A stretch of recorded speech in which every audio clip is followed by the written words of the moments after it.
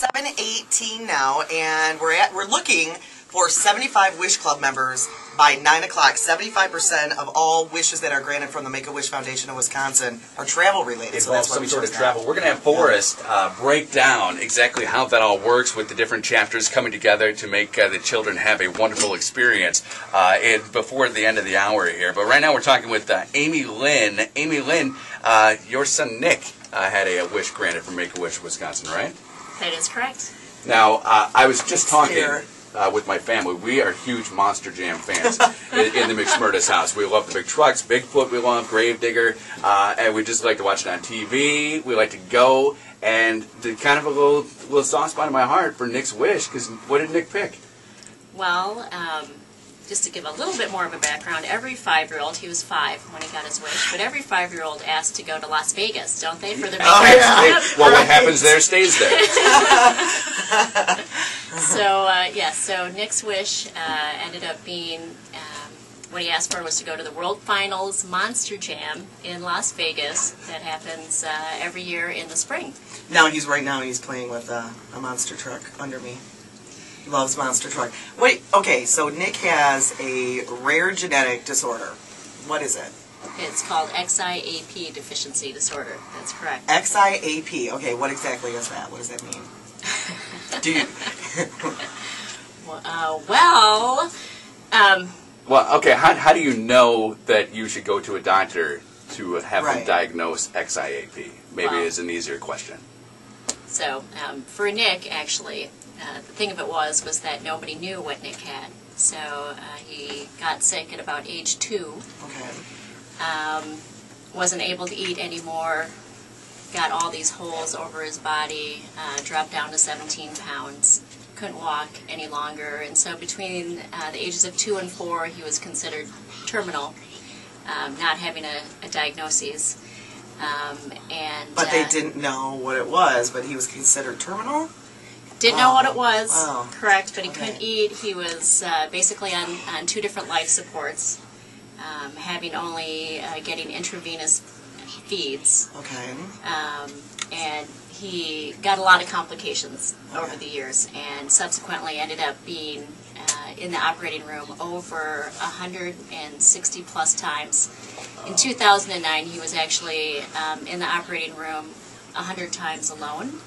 And our regimen from the beginning of the year in January of 2009, still without a diagnosis, was that he would go to the operating room every day to clean out his wounds to keep him alive. And then he'd go from Children's Hospital of Wisconsin next door to Freighter Hospital, and he'd go into the hyperbaric chamber at age 4 by himself without any drugs or anything, and get put in the hyperbaric chamber to try to heal those wounds. So that was his regimen every day to keep him alive. Well, let's talk about your regimen then, because Nick has 2 older sisters, right? So there you are. You have 2 other kids who are healthy. What kind of juggling did you have to do to make all that possible? Actually, he has 3 older sisters. Okay. 2 that are here today. Yeah, one's actually an adult now. Oh, okay. So she's not here. But it was a huge juggling routine. For one thing, we live in Madison. Okay. And so my husband would stay home with the teenagers. They became teenagers over the years. And then you were driving to Milwaukee? And then I was in Milwaukee the majority of the time with Nick, so Amy Lynn. Big stress factor, having the family separated basically for about 4 years. When did you finally get the diagnosis? How long ago? And it was confirmed in 2010. 2010. And Nick had gotten sick, actually started getting sick in 2006. So is there a cure? There was a cure, and Nick was able to have a bone marrow transplant in July of 2010. Okay. And so he's good? He's good. He has a long journey. Okay. I mean, there were things that happened along the way that are, irreversible at this point. Right. But yes, he's alive, and he's going to school. He's in first grade in Monona, and loving life. And the big thing, though, is that he couldn't eat for years. and now he's able to eat real food. Oh, And so absolutely. that in itself is a huge miracle. The phone number is 855-231-WISH. 855-231-WISH. We still need 73 Wish Club members by 9 That is o'clock. a goal. So you talk about the juggling, Amy Lynn. The 3 kids at home, husbands in Madison, you're in Milwaukee with Nick. What was it like then to be able to pack up and go to Vegas for these Monster Jam finals? Family. The family was so excited Really? to go. Yeah, and I guess I was really surprised at not only how big of a fan Nick was to be able to go to Monster Jam in Las Vegas, but my 3 daughters actually were just as excited. Really? If not more. And to start off the trip, we all got picked up in a limo. Oh, awesome. That- A monster It goes truck along. Wow, good I point. bet Good point there, huh? that would be a great invention. Where were you?